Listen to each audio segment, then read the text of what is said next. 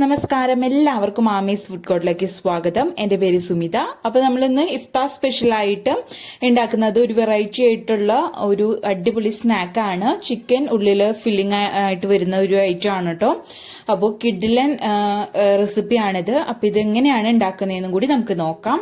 അപ്പോൾ നമ്മുടെ സ്നാക്കിന് വേണ്ടിയിട്ട് നമുക്ക് ആദ്യം തന്നെ അതിലേക്ക് വേണ്ടിയിട്ടുള്ള ഫില്ലിങ് റെഡിയാക്കാം. അപ്പം നമ്മൾ ചിക്കൻ വെച്ചിട്ടാണ് ഇത് റെഡിയാക്കുന്നത്.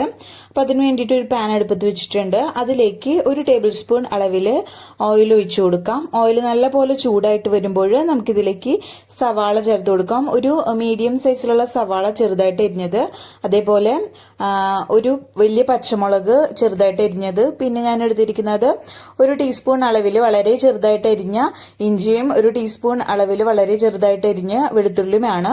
അത് നമുക്ക് ഓയിലിലേക്ക് ഇട്ടിട്ട് നല്ല സോഫ്റ്റ് ആയി വരുന്നത് വരയ്ക്കും വഴറ്റിയെടുക്കാം.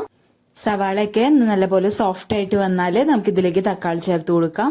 ഞാനിപ്പോൾ ഒരു ചെറിയ തക്കാളിയാണ് കേട്ടോ എടുത്തിരിക്കുന്നത്. അത് വളരെ ചെറുതായിട്ട് കനം കുറച്ച് അരിഞ്ഞതാണ്. അതും കൂടി ചേർത്ത് കൊടുക്കാം. ഇനി നമ്മുടെ തക്കാളി നല്ലപോലെ സോഫ്റ്റ് ആയി വരുന്നത് വരയ്ക്കും നമുക്കിത് നല്ലപോലെ വഴറ്റിയെടുക്കാം.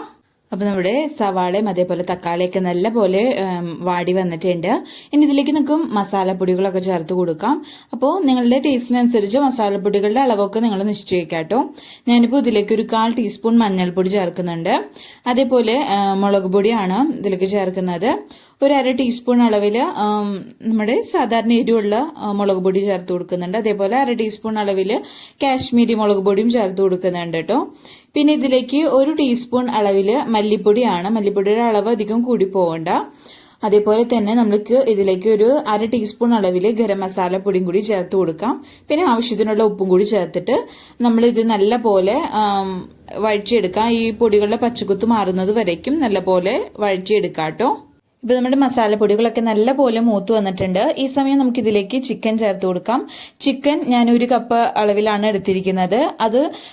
അതിലെ വെള്ളം നമ്മൾ കൈവച്ചിട്ട് നല്ല പോലെ ഒന്ന് പിഴിഞ്ഞ് കളയണം ചിക്കനിലെ വെള്ളം. അതിനുശേഷം നമ്മൾ മിക്സിയുടെ ജാറിലിട്ടിട്ട് നമ്മൾ മിക്സിയിൽ പൾസ് ബട്ടൺ ഒന്ന് പ്രസ് ചെയ്ത് നിർത്തിയിട്ട് ഒന്ന് അരച്ചെടുത്തതാണ്. വെള്ളമൊന്നും ചേർത്തിട്ടില്ല കേട്ടോ നമ്മൾ ചിക്കനിൽ അരച്ചെടുക്കാൻ വേണ്ടിയിട്ട്. ഒരുപാട് അരഞ്ഞു പോരുത്, അതും ശ്രദ്ധിക്കാം. ഇനി ഇതിലേക്ക് കുറച്ച് വെള്ളം നമ്മൾ ചേർത്ത് കൊടുക്കാം. നമ്മുടെ ചിക്കൻ വേവുന്നതിന് ആവശ്യത്തിനുള്ള വെള്ളം ചേർത്ത് കൊടുക്കാം. എന്നിട്ട് നല്ല പോലെ ഇതൊന്ന് മിക്സ് ചെയ്ത് കൊടുക്കാം. ഇനി ഇത് മൂടി വെച്ചിട്ട് നമുക്ക് ചിക്കൻ നല്ല പോലെ വേവിച്ചെടുക്കാം. അപ്പോൾ നമ്മുടെ ചിക്കൻ ഒന്ന് നമുക്ക് തുറന്നു നോക്കാം. കണ്ടില്ലേ, നല്ല പോലെ ചിക്കൻ വെന്ത് വന്നിട്ടുണ്ട്. അതേപോലെ അതിലെ വെള്ളമൊക്കെ നല്ല പോലെ വറ്റി വന്നിട്ടുണ്ട് കേട്ടോ.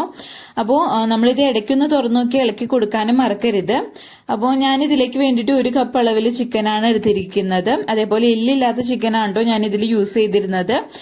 ഇനി ഇതിലേക്ക് നമുക്ക് കുറച്ച് അവസാനമായിട്ട് കുറച്ച് സ്പെഷ്യൽ ഇൻഗ്രീഡിയന്റ് കൂടി ചേർക്കാനുണ്ട്. നമുക്കിതിലേക്ക് കുറച്ച് കറിവേപ്പില ചേർത്ത് കൊടുക്കാം. കറിവേപ്പില അല്ലെങ്കിൽ മല്ലിയിലയാണോ നിങ്ങളുടെ അടുത്തുള്ളെങ്കിൽ അത് ചേർത്താലും മതി കേട്ടോ. ഞാൻ ഇതിലേക്ക് ഇനി സ്പെഷ്യലായിട്ട് ചേർക്കുന്നത് നമ്മുടെ കശുവണ്ടി അരച്ചതാണ് കേട്ടോ.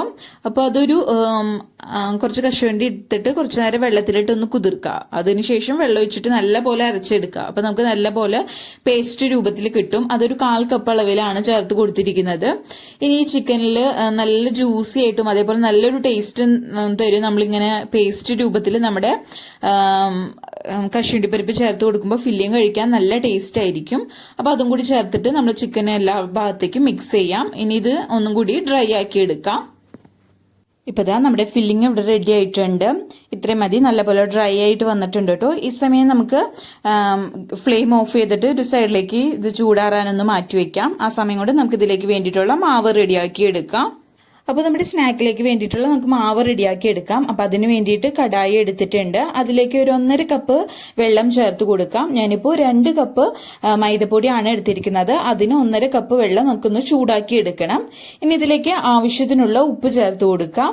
അതേപോലെ തന്നെ നമ്മൾ ഇതിലേക്ക് 1 ടീസ്പൂൺ അളവിൽ പഞ്ചസാര ചേർത്ത് കൊടുക്കുന്നുണ്ട്. നമ്മുടെ ഈ ഒരു മാവ് എന്ന് പറയുന്നത് ചെറിയൊരു മധുരത്തിലാണ് ഇരിക്കുന്നത്. അപ്പം അതിന് വേണ്ടിയിട്ട് ഒരുപാട് കൂടി പോകേണ്ട, 1 ടീസ്പൂണോളം മതിയാകും. അതേപോലെ തന്നെ 1 ടീസ്പൂൺ അളവിൽ നെയ്യും കൂടി ചേർത്ത് കൊടുക്കാം. 1-2 ടീസ്പൂൺ നെയ്യും കൂടി ചേർത്ത് കൊടുക്കാം. എന്നിട്ട് ഇത് നല്ല പോലെ തിളയ്ക്കുന്നത് വരെ വെയിറ്റ് ചെയ്യാം. നല്ലപോലെ ഇത് തിളച്ചു വന്നാൽ നമുക്ക് ഇതിലേക്ക് മൈദപ്പൊടി ചേർത്ത് കൊടുക്കാം. അപ്പം ഞാൻ ഓൾറെഡി 2 കപ്പ് അളന്ന് വെച്ചിരിക്കുന്നതാണ്. നമ്മൾ ഏത് കപ്പിലാണോ പൊടി അളന്നെടുക്കുന്നത് ആ ഒരു കപ്പിൽ തന്നെ വെള്ളവും അളന്നെടുക്കാൻ ശ്രദ്ധിച്ചാൽ മതി കേട്ടോ. അപ്പോൾ നമുക്കത് കുറേശ്ശെ ചേർത്തിട്ട് നമ്മൾ ഇടിയപ്പത്തിനൊക്കെ അരിപ്പൊടി വാട്ടൂലേ, അതേപോലെ ഇതൊന്ന് വാട്ടിയെടുക്കാം. അപ്പോൾ ഇത് നല്ല പോലെ കട്ടകളില്ലാതെ നമുക്ക് മിക്സ് ആക്കി എടുക്കാം കേട്ടോ.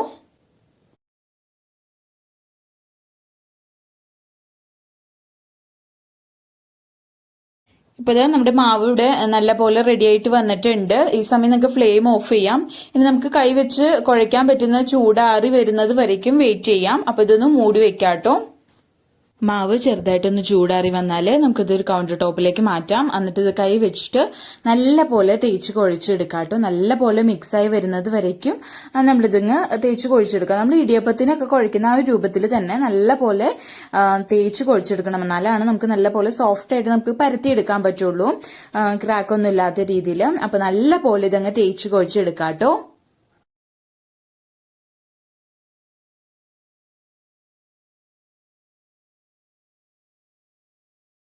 അപ്പോൾ ഇതാ നമ്മുടെ മാവ് നല്ല പോലെ ഇത് തേച്ച് കുഴച്ചെടുത്തിട്ടുണ്ട്. ഇനി ഇത് നമുക്ക് ഈക്വൽ പാർട്സ് ആയിട്ട് 2 പാർട്സ് ആയിട്ട് നമുക്കിത് ഇതേപോലെ ഒന്ന് ഒരു സ്ക്രേപ്പർ വെച്ചിട്ടൊന്ന് കട്ട് ചെയ്ത് മാറ്റാം. അതിനുശേഷം നമുക്കിത് പരത്തിയെടുക്കാം. അപ്പോൾ നിങ്ങൾക്ക് ഒരുമിച്ച് പരത്തിയെടുക്കാൻ പറ്റുമെങ്കിൽ നിങ്ങളുടെ സൗകര്യത്തിനനുസരിച്ച് ചെയ്യാം കേട്ടോ. ഞാനിപ്പോൾ 2 പാർട്ടായിട്ട് ബോൾസ് ആക്കി എടുത്തിട്ട് അതിനുശേഷമാണ് പരത്തിയെടുക്കുന്നത്. കണ്ടില്ലേ, നല്ല സോഫ്റ്റ് ആയിട്ടാണ് നമുക്ക് കിട്ടിയിരിക്കുന്നത് കേട്ടോ. ഇനി നമ്മുടെ കൗണ്ടർ ടോപ്പിൽ കുറച്ച് ഓയിൽ നമുക്കൊന്ന് സ്പ്രെഡ് ചെയ്ത് കൊടുക്കാം, തൂത്ത് കൊടുക്കാം. അതിനുശേഷം നമുക്ക് നമ്മുടെ മാവ് നല്ലപോലെ ഒന്ന് പരത്തിയെടുക്കാം. ഒരുപാട് തിക്നെസ് കുറഞ്ഞു പോകണ്ട, ഒരുപാട് തിക്നെസ് കൂടിയും പോകണ്ട, ഒരു മീഡിയം തിക്നെസ്സിൽ വേണം ഇത് പരത്തിയെടുക്കാൻ വേണ്ടിയിട്ട്.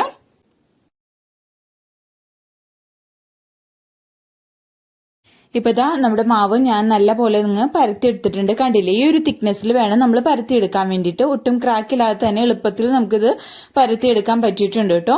ഇനി ഇത് നമുക്ക് റൗണ്ട് ഷേപ്പിൽ കട്ട് ചെയ്തെടുക്കാം. അപ്പൊ അതിന് വേണ്ടിയിട്ട് ഇതേപോലെ ഒരു റൗണ്ടിലുള്ള പാത്രം വെച്ചിട്ട് കട്ട് ചെയ്തെടുക്കുകയാണ് ചെയ്യേണ്ടത്. നിങ്ങൾക്ക് എന്തോരം വലിപ്പം വേണം സ്നാക്കിന്, അതിനനുസരിച്ച് വേണം നിങ്ങൾ ആ ഒരു വലിപ്പത്തിലുള്ള പാത്രം വെച്ചിട്ടൊന്ന് കട്ട് ചെയ്തെടുക്കാം കേട്ടോ.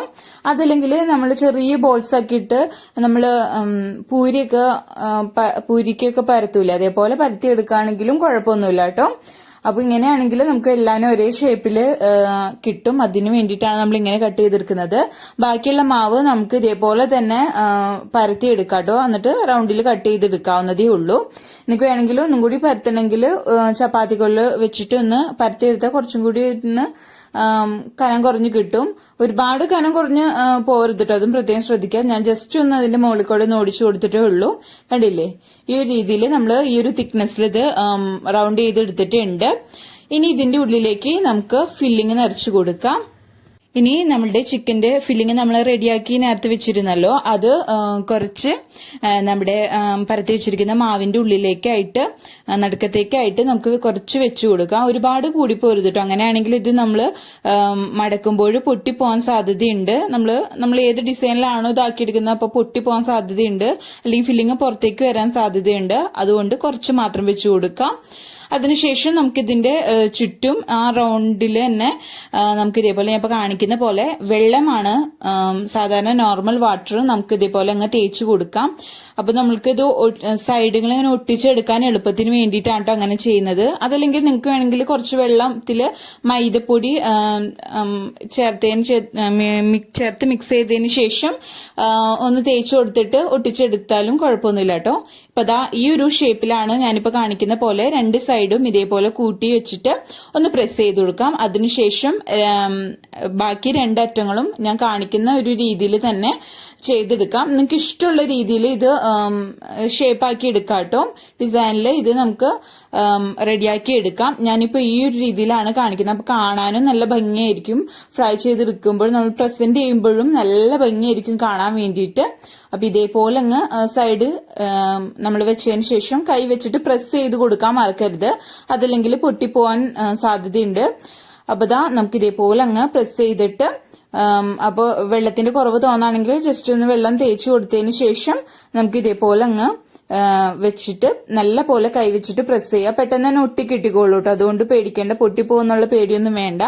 നല്ലപോലെ പ്രസ് ചെയ്ത് കൊടുക്കുക. കണ്ടില്ലേ, ഇതേപോലെ തന്നെ നമുക്ക് ബാക്കി എല്ലാനും റെഡിയാക്കി എടുക്കാം. വളരെ ഈസി ആയിട്ട് റെഡിയാക്കാൻ പറ്റുന്ന ഒരു ഐറ്റം ആണ് കേട്ടോ. കണ്ടില്ലേ, ഈ ഒരു മോഡലിലാണ് ഞാൻ റെഡിയാക്കി എടുത്തിരിക്കുന്നത്. നല്ല ഭംഗിയില്ലേ കാണാൻ വേണ്ടിയിട്ട്. അപ്പൊ ഇതേപോലെ തന്നെ ബാക്കി എല്ലാനും നമുക്ക് ഫില്ലിംഗ് ഉള്ളിൽ വെച്ചിട്ട് റെഡിയാക്കി എടുക്കാം.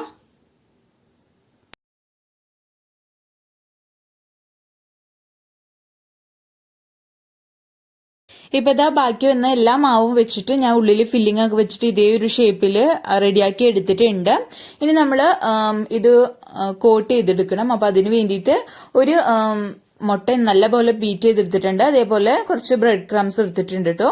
അപ്പോൾ നമുക്ക് ആദ്യം തന്നെ ഇത് മുട്ടയുടെ മിക്സിലേക്ക് ഇട്ടിട്ട് നമുക്കൊന്ന് ഡിപ്പ് ചെയ്തെടുക്കാം. അതിനുശേഷം ബ്രെഡ് ക്രംസിൽ ഒന്ന് കോട്ട് ചെയ്തെടുക്കുകയാണ് ചെയ്യേണ്ടത്. അതിനുശേഷം നമുക്കിത് ഫ്രൈ ചെയ്തെടുക്കാം കേട്ടോ. അപ്പൊ അതാ ഞാൻ എല്ലാ ഭാഗത്തേക്കും ആകത്തക്ക വിധത്തില് മുട്ട ഡിപ്പ് ചെയ്തെടുത്തിട്ടുണ്ട്. അതിനുശേഷം നമുക്ക് ബ്രെഡ് ക്രംസും എല്ലാ ഭാഗത്തേക്കും ഇട്ടിട്ട് നമുക്കിതൊന്ന് കോട്ട് ചെയ്തെടുക്കാം കേട്ടോ. നല്ല പോലെ ഇതങ്ങ് കവർ ചെയ്തെടുക്കാം. അപ്പൊ അതേപോലെ തന്നെ ബാക്കി എല്ലാനും നമുക്ക് ഇതേപോലെ റെഡിയാക്കി എടുക്കണം. കണ്ടില്ലേ, ഈ ഒരു രീതിയിൽ തന്നെ നമുക്ക് എല്ലാനും റെഡിയാക്കി എടുക്കണം. അതിനുശേഷം നമുക്കിത് ഫ്രൈ ചെയ്തെടുക്കാവുന്നതേ ഉള്ളൂ. അപ്പൊ ദാ ഞാനിപ്പോ എല്ലാനും ഇവിടെ റെഡിയാക്കി എടുത്തിട്ടുണ്ട്. കണ്ടില്ലേ, ഇതേപോലെ എല്ലാം റെഡിയാക്കി എടുത്തിട്ടുണ്ട്. ഇനി ഇത് ഫ്രൈ ചെയ്യാം. ഇപ്പൊ ദാ ഞാൻ ഓയിൽ ചൂടാക്കാൻ വെച്ചിരുന്നു. ഓയിൽ ചൂടായിട്ട് വരുമ്പോൾ ഇതിലേക്ക് ഇട്ടിട്ട് നമുക്ക് നമ്മുടെ സ്നാക്ക് ഫ്രൈ ചെയ്തെടുക്കാം. അപ്പൊ ഒരു മീഡിയം ടു ലോ ഫ്ലെയിമിൽ വെച്ചിട്ട് വേണം ഇത് ഫ്രൈ ചെയ്തെടുക്കാൻ വേണ്ടിയിട്ട്. നമ്മളിത് ബ്രെഡ് ക്രംസിൽ കോട്ട് ചെയ്തിരിക്കുന്നതുകൊണ്ട് തന്നെ ഹൈ ഫ്ലെയിമിൽ ഇട്ടാൽ പെട്ടെന്ന് കരിഞ്ഞു പോകാൻ സാധ്യതയുണ്ട് നമ്മുടെ സ്നാക്ക്. അതേപോലെ തന്നെ ഇത് ഒരുപാട് വേവേണ്ട ആവശ്യമൊന്നുമില്ല. നമ്മുടെ മാവും അതേപോലെ ഉള്ളിൽ ഫില്ലിങ്ങും ഒക്കെ ആവശ്യത്തിന് വെന്തിരിക്കുന്നതാണ്. ജസ്റ്റ് ഒന്ന് ഫ്രൈ ചെയ്തെടുത്താൽ മാത്രം മതിയാകും. അപ്പോൾ ചെറിയ ഒരു മീഡിയം ടു ലോ ഫ്ലെയിമിൽ വെച്ചിട്ട് ഇത് നമുക്ക് തിരിച്ചു മറിച്ചിട്ടിട്ട് ലൈറ്റ് ആയിട്ട് രണ്ട് സൈഡും ഒരു ഗോൾഡൻ നിറമായി വരുന്നത് വരയ്ക്കും ഫ്രൈ ചെയ്തെടുത്താൽ മതിയാകും കേട്ടോ. അപ്പോൾ പതുക്കെ ഇതിന് മുകളിലേക്ക് ഞാൻ ഇപ്പൊ കാണിക്കുന്ന പോലെ സ്പൂൺ വെച്ചിട്ട് നമുക്ക് ഓയിൽ ഒന്ന് ഇതേപോലെ ഒന്ന് ഒഴിച്ചു കൊടുക്കാം. അപ്പൊ രണ്ട് സൈഡും നമുക്ക് പെട്ടെന്ന് തന്നെ റെഡിയായി കിട്ടും കേട്ടോ. കണ്ടില്ലേ, ഇതേപോലെ രണ്ട് സൈഡും നമുക്ക് തിരിച്ചു മറിച്ചിട്ടിട്ട് ഫ്രൈ ചെയ്ത് ഈ ഒരു കളറായി വന്നാൽ നമുക്കിതങ്ങ് കോരി മാറ്റാം. കണ്ടില്ലേ, നല്ല എളുപ്പത്തിൽ റെഡിയാക്കാൻ പറ്റുന്ന നല്ല ക്രിസ്പി ആയിട്ട് അതേപോലെ ഉള്ളിൽ നല്ല ജ്യൂസി ആയിട്ടുള്ള ഒരു അടിപൊളി സ്നാക്കാണ്. ഇപ്പൊ ഇതാ നമ്മുടെ സ്നാക്ക് നമ്മളിവിടെ ഫ്രൈ ചെയ്തെടുത്തിട്ടുണ്ട്. നല്ല ടേസ്റ്റ് ആണ്. അപ്പൊ ഇതൊന്ന് കട്ട് ചെയ്ത് കാണിക്കാം. കണ്ടില്ലേ, നല്ല ടേസ്റ്റ് ആണ് ഇത് കഴിക്കാൻ വേണ്ടിയിട്ട്. ഉള്ളിൽ നല്ല ജ്യൂസി ആയിട്ട് നല്ല ക്രീമി ആയിട്ടുള്ളൊരു ഫില്ലിംഗ് ആണ്. അതേപോലെ തന്നെ പുറമേ നല്ല ആ ഒരു ബ്രെഡ് ക്രംസിന്റെ ഒരു ക്രിസ്പിനെസ് ഒക്കെ ആയിട്ട് നല്ല ടേസ്റ്റ് ആണ് കഴിക്കാൻ വേണ്ടിയിട്ട്. അപ്പൊ ഇതൊന്ന് നിങ്ങൾ ട്രൈ ചെയ്ത് നോക്കാം. അഭിപ്രായമൊക്കെ താഴെ കമന്റ് ബോക്സിൽ അറിയിക്കാം. വീഡിയോ ഇഷ്ടപ്പെട്ടാൽ ലൈക്ക് ചെയ്യുക. അതേപോലെ ഫ്രണ്ട്സും റിലേറ്റീവ്സിനൊക്കെ വീഡിയോ ഷെയർ ചെയ്യുക. ആദ്യമായിട്ട് വീഡിയോ കാണുന്നവർ ആരെങ്കിലും ഉണ്ടെങ്കിൽ ചാനൽ സബ്സ്ക്രൈബ് ചെയ്യാനും മറക്കരുത്. അപ്പൊ അടുത്ത കിടിലം വിഭവമായിട്ട് വരുന്നത് വരയ്ക്കും ബൈ. Thank you.